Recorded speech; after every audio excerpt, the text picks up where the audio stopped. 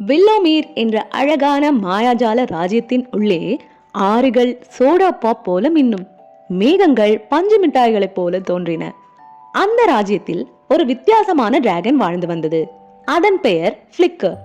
நெருப்பாய் கக்கும் மற்ற டிராகன்களைப் போல அல்லாமல் பிளிக்கரால் பனிப்புயல் போல குளிர்ந்த காற்றை மட்டுமே வெளியிட முடிந்தது. அதனால் மற்ற டிராகன்கள் அவனை கேலி செய்தன. உன்னால் எங்களைப் போல எப்பொழுதுமே நெருப்பை வெளியிட முடியாது என்று கூறி சிரித்தன. அதனால் பிளிக்கர் தனிமையில் இருப்பதாக உணர்ந்தான். தான் ஒரு சிறந்த டிராகனாக இருக்க விரும்பியது. ஆனால் பொருட்களை குளிர்விக்க மட்டுமே செய்ய தெரிந்த ஒரு டிராகன் என்ன செய்துவிட முடியும் என்று பெருமூச்சு விட்டது.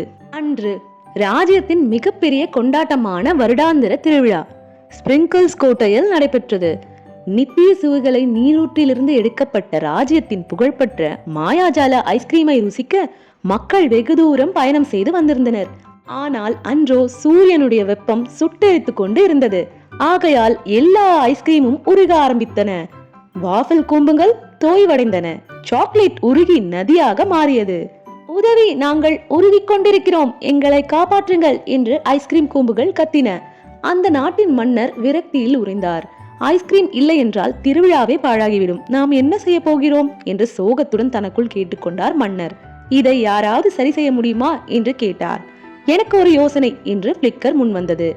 இப்போது உங்களுக்கு நான் உதவி முடியும் என்று நினைக்கிறேன் என்றது.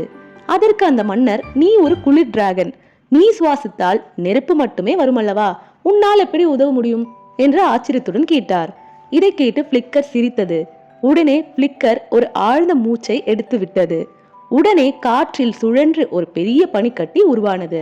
இப்போது முன்பை விட இன்னும் குளிராகவும் கிரீமியாகவும் இருந்தது அந்த ஐஸ்கிரீம்.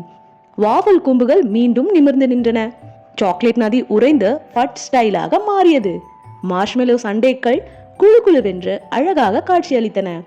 பிளிக்கருக்கு ஹுரே, பிளிக்கருக்கு ஹுரே என்று அங்கிருந்த கூட்டம் ஆரவாரம் செய்தன.